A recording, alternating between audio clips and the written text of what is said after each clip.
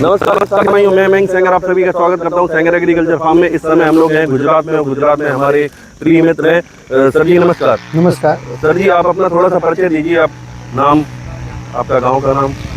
अच्छा, मैं अपना परिचय गुजराती में दूंगा। बराबर, चले। मारू नाम है पटेल जिगर कुमार बाबूलाल, गामનું नाम है टुंडा, तालुको ऊंझा, जिल्लो મહેસાણા। बराबर। तो सर जी, ये जो हमने अभी पौधे देखे, इधर दिखाइए कैमरामैन, थोड़े से पौधे पे फोकस कीजिए। ये देखिए किसान भाइयों, अभी हमारी गाड़ी अनलोड हो रही है, जूनागढ़ से आई हुई गाड़ी है और ये इनके पौधे लग रहे हैं। तो सर जी ये बताइए, अंदर आइए खेत में, ये बताइए सर, ये पौधे बहुत पास पास लगवा रहे हैं। मैं देख रहा हूँ कि 4 फीट की डिस्टेंस, ये किस तरीके से लगवा रहे हैं सर?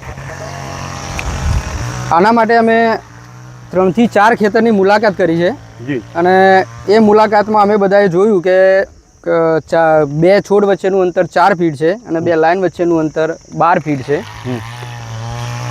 હવે આનો આઈડિયા અમને અજયભાઈ અને મયંકભાઈ જી સર, દોને એ બંને ભાઈઓએ અમને સમજાવ્યું કે વિદેશોમાં આની ખેતી થાય છે કે નજીક નજીક રોપા લગાવવાથી શું ફાયદો થાય છે અને ખેતરમાં જ ઘણા બધા રોપા આવે છે। એ રોપાના કારણે ફળનું ઉત્પાદન પણ ઘણું બધું વધે છે।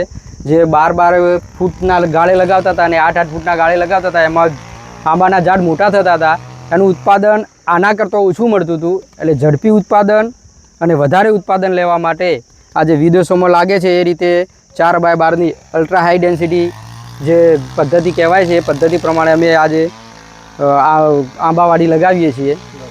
तो सर जी ये बताइए कि ये जो पौधे आप UHDP ultra high density plantation कर रहे हैं, इसमें जो हम लोगों ने आपको लिखित में बताया कि ये प्रॉफिट होती है, ये नहीं होती, तो इसमें क्या है, यहाँ पे हम सक्सेस कर सकते हैं या नहीं कर सकते, और हमारी तरफ से आपको क्या क्या जवाबदारी मिली है, इस चीज़ के बारे में बताइए सर थोड़ा। देखो, मैंने अजय भाईए कीधुं हतुं के भाई तमारे